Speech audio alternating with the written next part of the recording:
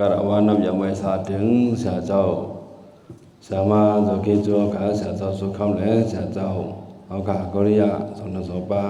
และต้องตั้งมาซึ่งถึงจะปีเจ้าหน่อเขาหมอสอนเอาเขาอยากกุลเอาเขาตะกาศรัทธาเขาทั้งหมดทั้งสิ่งก็เอาขาวันวันได้เลยให้เป็นปล่อยลงบางสอนเข้าใหม่เอาขาทำดีแต่สอนทำกลางวิ่งสิบกาเลยมาให้เปลี่ยนปล่อยยองกุ่งยองหมุนเจ้าคู่สนาสิริดิงการะเนี่ยทั้งเจ้าคู่เยวดาดิงการะ2 บ้านเนี่ยวันวันได้ก็เลยมาให้เปลี่ยนปล่อยวันไว้อ่อน2 ปังขนาดก็การไว้นะอันใครดัดอันดังได้ก็ลองให้ปล่อยยองกุ่งเจ้าคู่สนาสิริดิงการะเนี่ยทั้งเจ้าคู่เจ้าสร้างเยวดาดิงการะ2 บ้านอันในฮับในจุมคูสามนิโจอะไรก็ได้สามนิโจมาเต็มปีกายเนี่ยปีในจังเลยมายองกลุ่มเขาเจ้ายอดเบอร์ว่าปีกายก็เขาเจ้ามาอีกก็มีข้าวยามเขาเจ้าสำรวจขึ้นโลกกว่าเกินเห็นนี่แหละเขาจำปัดข้าวยามมันตอนในยองกลุ่มเขาเจ้าปีกายปีในเขาเจ้าขึ้นมาเลยในเขาดังบางสอนเขาขาในเสียมาจ่อยบางสอนเขาไม่เขาขามาจ่อยสอนป่านี้เสีย10 กลางเพราะว่าไว้บางสอนเขาขากว่าเนี่ยเขาจะว่าสรุปขึ้นกว่าเห็นดิกเทียงและเอาเขายามในกี่กลางอันตุ่มด้านในก็เลยเฮ็ดปันพออยู่ขาพออยู่กลุ่มขาเจ้า2 เจ้ายันบอกว่าขา2 เจ้าก็มันเป็นลูกน้องตะเบเจ้าเขาเป็นลูกน้องตะเบเสียเจ้าขาเกี่ยวข้าวดาบปกเสียงกาเป็นลูกน้องตะเบเสียเจ้าสุขาเมาเป็นลูกน้องตะเบเจ้าเขาเสียในก็เห็นดีมาเนี่ยทั้งเจ้าทั้ง2 บ้านหนึ่งได้ก็จัดได้อยู่ที่ตั้งลอยจุงเสียได้ก็หมดเลยได้มาอยู่ตั้งปอก2 ป้าได้อยู่ตั้งหมักต่อยเลยแต่เบอร์เพราะว่าเจ้าสั่งไปเห็นดิกเสด็จออกมาเนี่ยนั่นแหละแต่ว่าให้ก็จะมีเพียงแต่ถ้าได้ขึ้น10 เห็นการเห็นกับตั้งนาแทงนั่นเลยแต่ว่าเห็นปล่อยยองกลุ่มเขาเจ้าเห็นมักมันอันเขาเจ้าได้ออกมาได้เข้าใจออกมานั่นเขาก็มักมันบันยองกลุ่มบันเขาเจ้า2 บ้านนี่อันมีไว้ตั้งของ2 บ้านนั่นนะอันนี้ก็คนกัดคนเขียนคนออกดิบได้มีนำตันหือดีแต่นั่นครับเมืองเฮากลุ่มทวนเฮาไปตุ่มกลุ่มทวนก็คนออกดิบคนกัดดิบคนจะดีได้มันดูดังน้ำพอดูดังน้ำในก็เฮาคาย้อนสู้เอามันเปลี่ยนมาเพราะเฮาคำบกบ้องจะเสียกาเพราะคำดุมนายุกยองจอยเทียมในก็ได้เปลี่ยนมาผู้ออกเด็ก1 บ้าผู้ไหลบ่อยมา1 บ้าไหนมันเปลี่ยนมาอะไรง่ายๆกันเนาะพอมีมาออกไม้อะไรก็แต่ที่เจอดื้อในนาการศาสนาเขาที่จ้องเขาเสียงว่าดังจ้องเสียงว่าในเวียงเขาเสียงว่า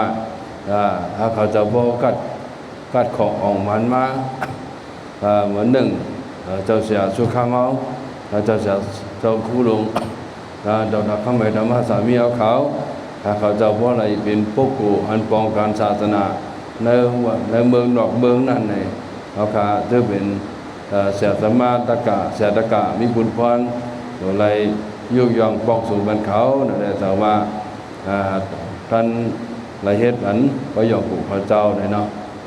ในตอนหนึ่งตอน2 มาอันเจ้าก็เลยมาเฮ็ดเป็นบางสอนเขาใหม่เขาดัง3 ปี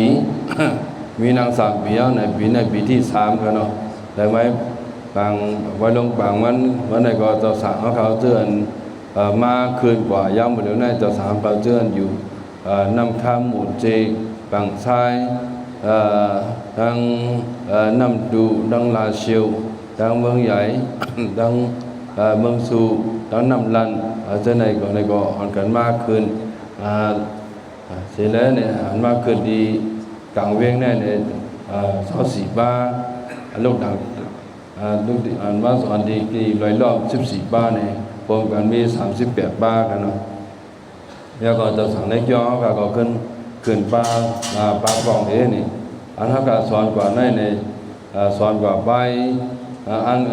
ลิกอังกฤษลิกมันไปนับป่านี่แหละดังกาลงเนี่ยหาใบสอนกว่าดังหาใบกันเนาะเขาดัง45วันเนี่ยสอนการเสียในดังที่กลางเบงเขากันเนี่ยจะผู้สอนในดังผู้บองการมันผู้ช่วยการมันดังหมดดังสิ่งในมีชาวหาเจ้ากันเนาะเป็นร้อยล้อมทำมี10ตั้งผู้สอนมันเองผู้ช่วยการมันเองเนี่ยมี17กันเนาะ17ในผมกันเองช่วยเทียมปางสอนเขาขากว่าคือจำนั่นนั่นได้ก็ไปป้าอันเป็นเจ้าตาหน้าเขาหรือมาด้านนั้นเป็นเอาตัวให้ช่วยเป็นคู่สอนเขาได้สั่งผู้แกมผู้เขาเจ้านั่นได้สั่งผู้ช่วยการเจ้านั่นได้สั่งเนี่ยเจ้าไหนมีบอกกันได้กันเนาะก็เงินดองแล้วก็จะดื้อก่อนในเขาทางฝั่งสอนเนี่ยไปป้าการเขากลับซ้อมกลับบ้านตะกาเขากลับซ้อมกลับบ้านเพื่อนมันนั่นได้สั่งไปป้ากับซ้อมดีโดยรอบที่นั่นเนี่ยสั่งในเงินหุบเงินเข่าทั้งหมดทั้งสิ่งทั้ง2 ทีกันเนาะทั้ง2 ทีเนี่ยดีไรอยู่2 ปักไป15 แสน30,000ครับ2 ปักไป15 แสน30,000นี่ได้เป็นเงินเข่า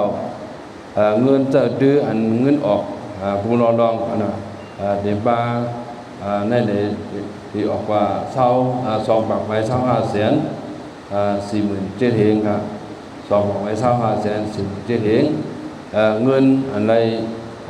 แจกไว้ทำ10 แสนใบ17,000เฮงครับ10 แสนใบ17,000เฮงนั่นได้ก็เป็นเส้นหมายเงินเอาเงินออกเขาการในบางสอนเขาขาได้เนี่ยก็นำตอนพ่อนดีบางสอนเขาขาได้ก็มีอยู่ดังเหตุดังน้ำขนาดบนเจ้าสาวเขาเนี่ยก็และเขาดังบางสอนเขาดัง15 วันเนี่ยเขาจะก็เ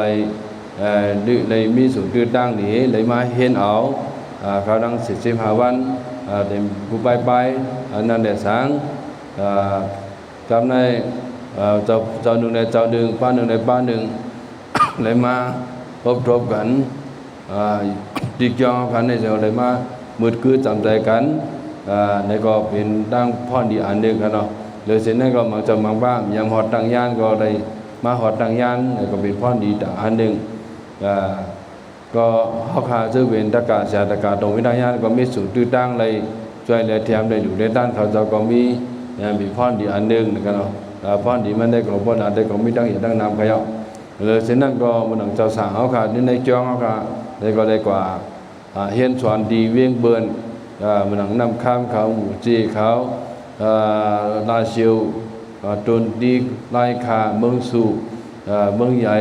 สีโป้เจ้าในก็มีขนาดแต่ว่าเขาได้เรียกไล่กันเขาทั้งบางสอนเขาหมาย45 วันนั้นเจ้าสั่งดีเขาก็ดีเบิร์นเจ้าสั่งดีเบิร์นก็มาดีเขาในตื้อตั้งอันในเพราะว่ามีบางสอนเจ้าในก็แต่ให้เจ้าสาวเขาหอดเผียวมาดีเขาก็ง่ายๆแต่ให้เจ้าสาวก็ดีเผียวดีมันก็ง่ายๆครับเนาะเขาตื้อตั้งเจ้ายานเขาได้ก็มีตื้อตั้งกว่าดีก็นั่งแล้วทั้งมีเสียได้ก็คนแต่เจ้าสาวในตื้อตั้งมันอีกครับแต่เดี๋ยวได้กว่าเผียวเว่งเราเป็นอะไรเอาตื้อตั้งนี่ใครบอกมีพรดีก็ดีการเล่าอะไรใจกับคืนบางสอนแต่ในก็มีได้ตั้งผู้กบาได้ก็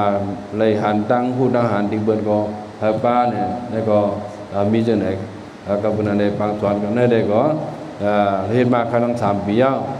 ปีหน้าปีเดือนมาเนี่ยก็เพราะว่ามีมาอย่างเนี่ยก็อะไรยืนมือหับตอนถึงเจ้าตาหน้าเขาตะกาเขาเลยมาผมหอมตานจอมใหญ่นำสีกัมเนี่ยกันเนาะในกับบางส่วนอันเฮ็ดกว่าดังบุดังเสนมีอยู่90 ใบสีอองตีในต่างยานมี4 ดีกันเนาะตั้งกลางเวงหน่วยล้อมหลงมู่เลยดังเมืองเก่าเนี่ย4 ดีจะเฮ็ดกว่า4 ดีนั่นก็อันใน วงซ้อนกว่าก็วิชามันได้ก็เบิ่งหลวงมันเป็นตั้งหาวิชาเนี่ยเหมือนต่างอันได้ก็ตั้งดอกมันต่างอันต่างเยอะได้ก็ดีซ้อนกว่าทีนึงได้เดี๋ยวบ่เบิ่งเดี๋ยวบ่เหมือนกันอีออดเหมือนจันหางจันสอนมันจันห้างนั่นก็สอนบันไล่มัดเพียนบัดไหมเจ้าไหนไล่สอนบันไล่ห่างเครื่องหมอกไหมเจ้าไหนอยู่ดีฝ่ายดีมันบ่มีเขายามก็ช่วยเตรียมบัดเจ้าไหนขนาดมันหนังเวียงโดมันหนังอย่างกลุ่มมันเลยเขาเจ้าไหนก็มีขนาดแล้วเจ้านั้นก็อ่อนเขากว่าดีอันที่สิ่งอย่างได้เวียงตากลุ่มเจ้านั้น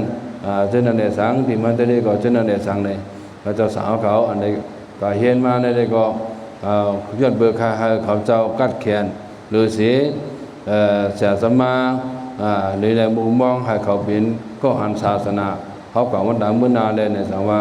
อันการปกป้องกว่าเจ้าไหนเนี่ยก็เนาะนั่นก็เป็นเขาขาดนิยมจอมเรียนเขาขาดเดมีโนเทนคือศาสนาเขาขาดก่อนตั้งนานที่ว่าขยับก็เป็นอะไรในอยู่ที่เจ้าเองก็ยินจมขอบใจนำเนื้อเสียเจ้าเขาเป็นเสียเจ้าสุขามเขาก็เลยตัวเด็กเทียมาในปังสอนเข้ามาเขาใน10 แสนปีเสียเจ้าก็ที่เขาก็เลยใจเทียมา5 แสนปีเลยสินะจะคู่หลวงเขาค่ะโปรเฟสเซอร์ดอกเข้ามาธรรมะสามีก็1 องค์ดีเนี่ยมันจะช่วยเทียมดูด้าน30 แสนใน94 องค์ดีเนี่ยมันจะช่วยเทียมผู้องค์ดีกันเนาะเลยสินั่นก็จะสุขามเขาเลยตั้งคู่หลวงเขาบางปุยบางส่วนกว่าเย้าในเขาเจ้าขึ้นกับสุกาเจ้าในสังกับปันเฮียงเช่นในสังในก็มีตั้งอย่างดังน้ำขนาดในบอกว่านาการศาสนาเอาในอยู่ดีก็เดี๋ยวโดนเดี๋ยวเฮ็ดกันมันเป็นไรบ่เอาคำผมห้อมจอมกันนี้ปกป้องกว่าในก็อยู่ดีหมอสอนเขาอะไรมาช่วยสอนบรรเทาข่าวเช่นนั้นก็ยินจมขอบใจนำดีหมอสอนเขาเตี้ยวว่าค่ะหมอสอนกูเท่านั้นก็ได้สังมันนั่งไปขวาเจ้าเนี่ยไม่มีเดี๋ยวครูสอนเขาเป็นการสอนที่การสอนที่ว่าดีเบิ่งอย่างกูบอกซึ่งว่าที่การที่ย่องให้ก็มาช่วยสอนเป็นเด็กป่าดีแต่เจ้าสาวเขาเท่านั้นก็ยินจมเตี้ยวว่าเขายินจมดีเจ้าครูสอนเขาหมอสอนเขาถ้ากล่าวเขาผู้ช่วยการเขาเลยสิงกาผู้เกี่ยมผู้ว่าเขาผู้เจ้าผู้บ้าในก็อะไรมาช่วยเตรียมเอาบุญพรกว่าในก็ยินจมกูก็กูคนที่ขยาวยันซุ่มมังกรบ้านให้เขาค่ะอ่อนโคมมือการนี้เลยอะไรอ่อนกันเนี่ยสร้างหน้าการศาสนาเขาค่ะคืออย่างเมื่อสูงเสกำในใครหมอกรัดในก็ย้อนประเดี๋ยวไปก้ามินอะไรค่ะยินจมกูเจ้าผู้บ้ากูก็กูคนค่ะ